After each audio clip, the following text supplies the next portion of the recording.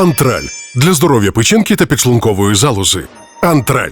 Білгород знову ж таки атакували дрони ще вчора в день і з вечора, в другій половині дня. Таких повідомлень було чимало, дуже багато. Йшла мова про удари по, зокрема, і об'єктах промисловості, по індустріальних об'єктах. Ну, принаймні, Енергомаш, таке підприємство у Білгороді, постраждало внаслідок прильотів дронів. Тобто, спочатку з'являлися повідомлення саме про появу безпілотників над Білгородом. Росіяни стверджували вчора до вечора, що впродовж дня було збито щонайменше 8 цілей протиповітряною обороною над Білгородом, і мова йшла якраз про дрони. Ось ми бачимо зараз кадри якраз із Енергомаша, із цехів цього заводу. Бачимо, що підприємство загалом працює.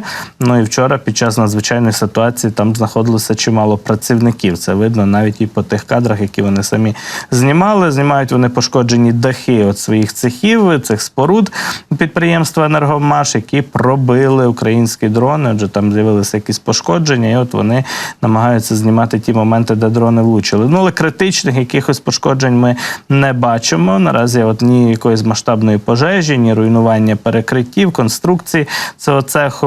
Можливо, це лише початок. Можливо, дрони ці впали на Енергомаш випадково, оскільки, як ми знаємо, дійсно росіяни намагаються їх над Білгородом збивати, і часто дії їхньої системи ППО призводять до ще більших руйнувань, оскільки падають і ракети якраз систем протиповітряної оборони на будинки самих росіян, ну і призводять і до жертв, і до руйнувань. Так само от такі дії російської ППО. Летять так само, як стверджують росіяни, на Білгород і реактивні снаряди різноманітні. Зокрема, росіяни стверджують, що це система «Вампір», але очевидно, що це лише їхня версія і думка про те, що там у бік Білгорода летить. Отже, принаймні 2 промислові об'єкти було вчора пошкоджено у Білгороді, як повідомляв місцевий губернатор Гладков. Ну і, власне, про кількість збитих повітряних цілей ми так само говорили, хоча ясно, що ця інформація від реальності дуже і дуже відрізняється. Крім того, продовжуються бої у прикордонних селах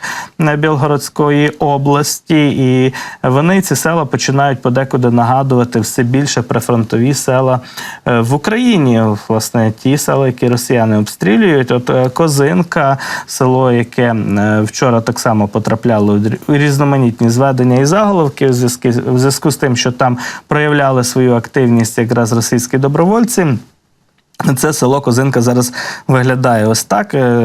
Їздять там, власне кажучи, якісь теж місцеві і знімають будівлі, зруйновані обстрілами. Навіть бачимо вибухи і спалахи впродовж цієї зйомки з'являються в Козинці. Тобто бойові дії фактично там продовжуються, обстріли продовжуються. Це фактично перше село на кордоні вже на російській території.